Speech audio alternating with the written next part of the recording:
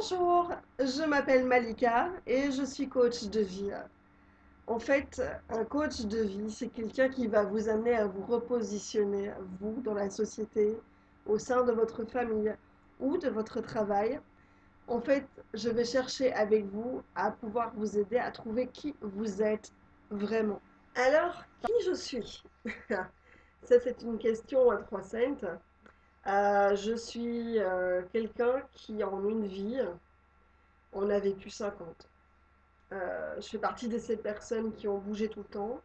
À l'âge de 19 ans, j'ai pris mon pack-sac et entre mes différentes études et mes différentes formations, je suis partie à droite, à gauche. J'ai été explorer pas mal d'endroits différents.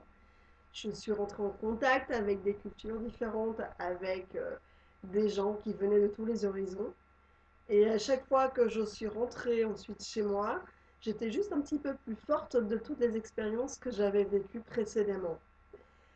En 2009, j'ai déclaré une maladie invalidante. J'ai déclaré la sclérose en plaques. J'étais diagnostiquée en tant que telle et je me suis retrouvée très lourdement handicapée.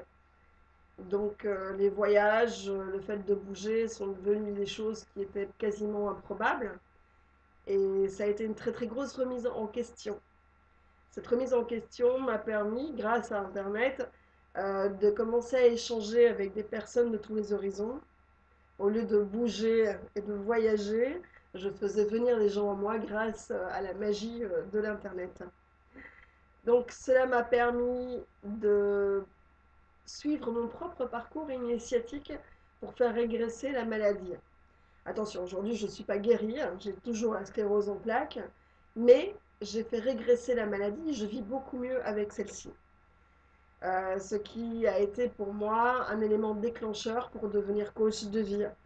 Parce que des personnes atteintes de la même maladie ont vu que je m'en sortais mieux qu'elles, ont commencé à me poser des questions.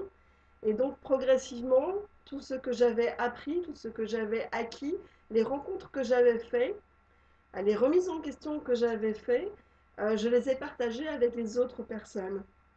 Et c'est ainsi qu'un jour, je me suis rendu compte que ces échanges et cette aide que j'apportais aux autres devenaient à 100% de mon quotidien. Alors quand ça devient à 100% de son quotidien, on se dit que peut-être c'est une voie à suivre et qu'il faut s'écouter soi. Et peut-être que ce que moi je suis et ce que je voulais être, c'est quelqu'un qui aide les autres. Alors, quelles rencontres m'ont amené à devenir ce que je suis aujourd'hui? Alors là, je pourrais en parler pendant des heures parce que les rencontres ont été très très nombreuses. Par contre, ce que je peux vous dire, c'est que là, brièvement, parce que j'ai décidé de ne pas faire une vidéo de 1 heure, n'est-ce pas? C'est que c'est au fur et à mesure de la maladie, quand je me remettais en question et que je méditais sur mon état, des personnes sont arrivées à moi. J'ai été comme un aimant et cet aimant a amené des solutions, des réponses, des questions qui m'ont permis de rebondir à chaque fois. Il paraît qu'on appelle ça la transcendance. C'est un bien bien grand mot, moi je ne l'utiliserai pas nécessairement, mais ça en fait partie. Ces rencontres, ce sont avec d'autres personnes qui étaient ou coachs de vie, ou qui travaillaient avec des personnes également malades, ou qui elles-mêmes avaient vécu des choses très très fortes et s'étaient elles-mêmes remises en question. J'ai fait des rencontres magnifiques, et si aujourd'hui j'ai cette positivité, ce rayonnement, c'est grâce à ces personnes-là. Alors je me suis dit, ce serait très très égoïste de garder ça pour moi et de ne pas vous en faire partager également. Alors voilà, c'est l'une des raisons majeures pour laquelle aujourd'hui j'ai décidé de tourner ces vidéos. Alors, la question qui se pose et qu'on me pose souvent, c'est oui, mais comment tu as fait? Moi, je n'y arriverai pas. Comment tu peux être aussi forte? Etc. etc., etc. Bon, sincèrement, j'ai pas l'impression d'être forte. J'ai juste un bon instinct de survie.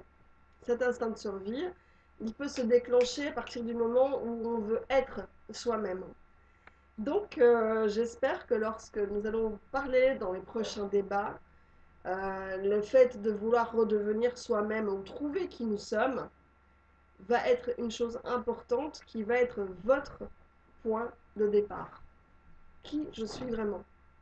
entre ce que mon éducation m'a donné, entre ce que euh, ma famille m'a imposé directement ou indirectement, entre ce que l'on attend de moi et entre ce que moi j'ai vraiment envie d'être, ce que moi je veux vraiment être, ce que j'ai envie de faire, quelles sont mes compétences, mes qualités, mes besoins. Et est-ce que ce que je réalise aujourd'hui, la façon dont je vis, sont vraiment en accord avec ce que je voulais vraiment faire quand j'étais enfant?